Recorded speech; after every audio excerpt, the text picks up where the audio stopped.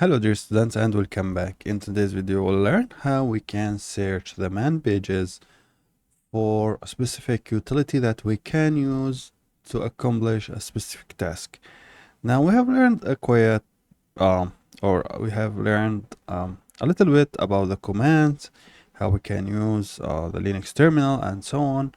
Now you are at the stage where you can with confidence learn anything you want using the man pages and find any new utility, read about it in the man pages and use it. So there's one important task that I want to show you is how we can search the man pages for a specific utility, then read about this and learn how we can use it. So basically I am teaching you here how to fish. I am not giving you the fish itself.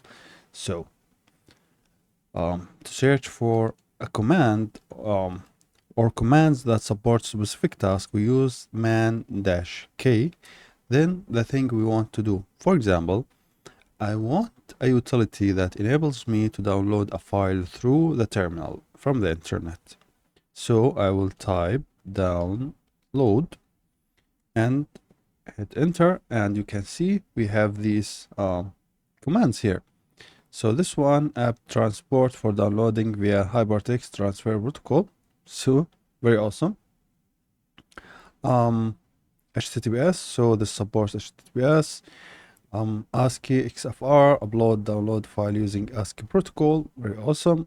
If I want to do that, we'll learn about that and use it. And you can see now here we have wget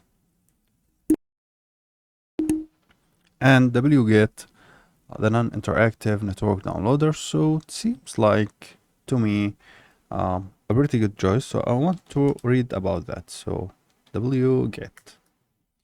Now we can see how we can use it. Option URL wget. I think it's for WebGet, shorthand for WebGet, is a free utility for non-interactive download of files from the web.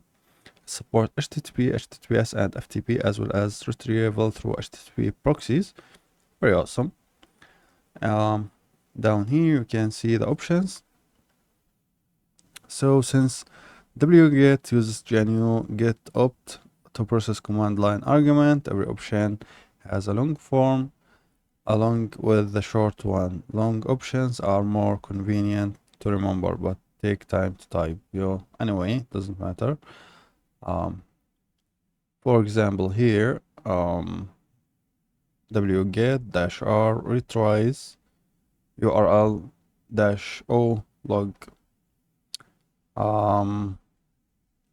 Download here, scroll down, and we can see -v version help -b background. Go to background immediately after startup.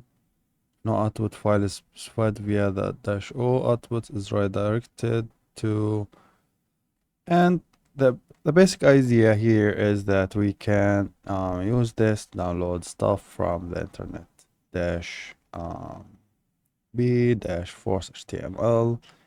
So let's try that. So let's quit from here.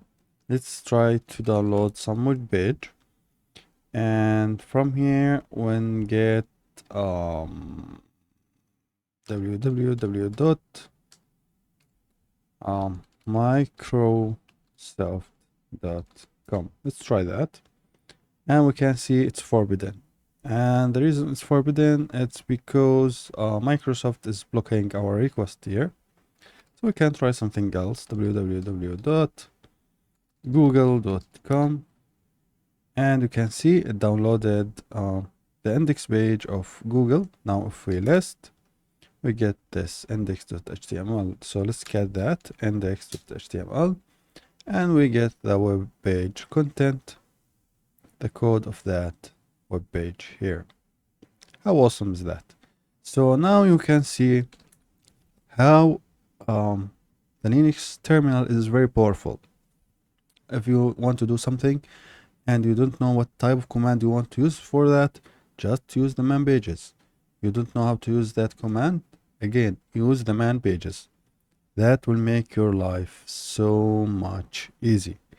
Now, since we are on the topic of getting help, I want to show you a few extra things here about getting help. Now, the first one is for any command, maybe for when get, and if you don't want to use the man pages, like 99% of the time, you can use either -h or -- help to get help on how to use this command. So let's try --help, and here you go. You can see you have this output here, which tells you the arguments that you can use and the usage, and you can see it's a short version of the man pages and more compact.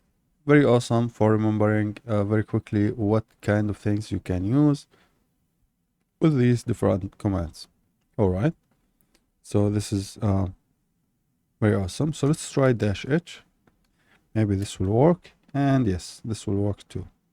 So some commands will not work with this type of thing. You need to try both -h or --help to see if they work. All right. And let me just see very quickly how long are we? 6 minutes. I guess we have some time to talk about extra stuff here. These are miscellaneous topics that they didn't deserve their own video, so I'm throwing them here. So the first one I want to talk about is echo. Now echo will take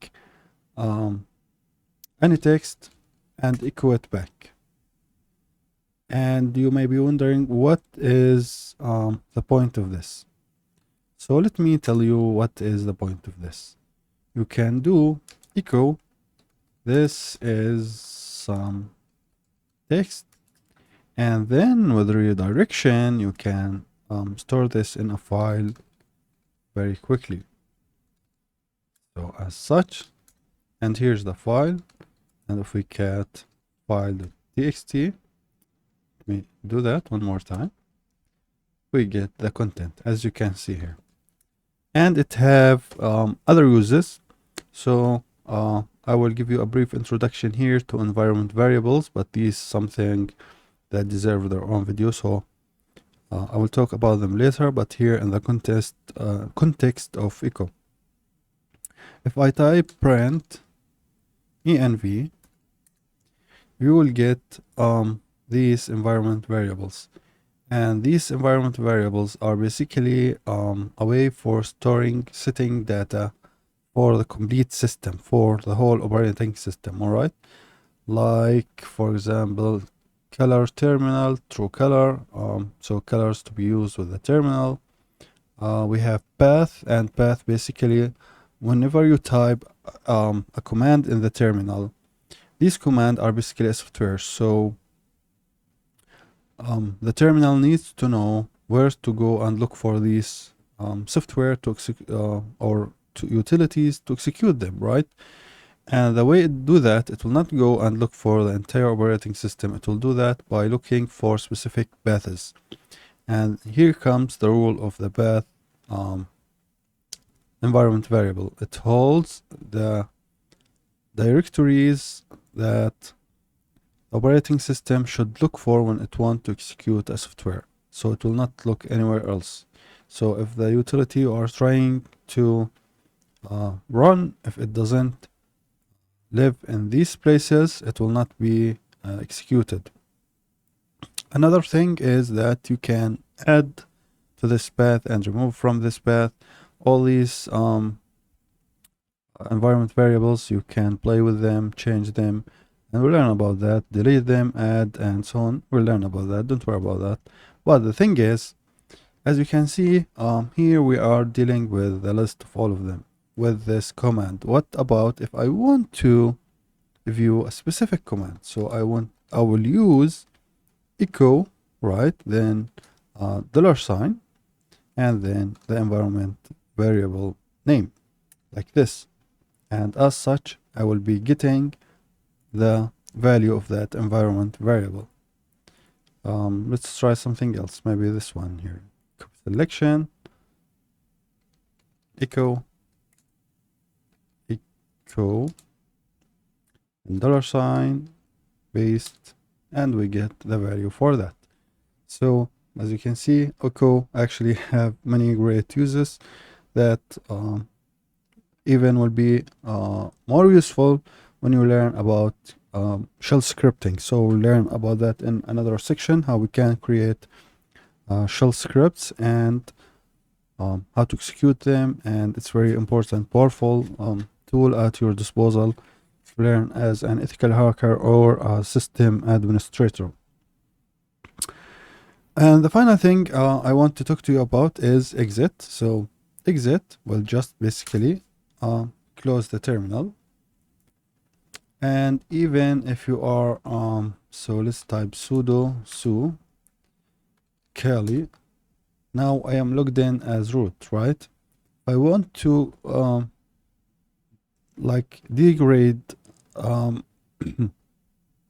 level of the administration level here I am in. So I want to go back from root to Kali. I just type exit and I will be back to that, and exit again, and now I am out.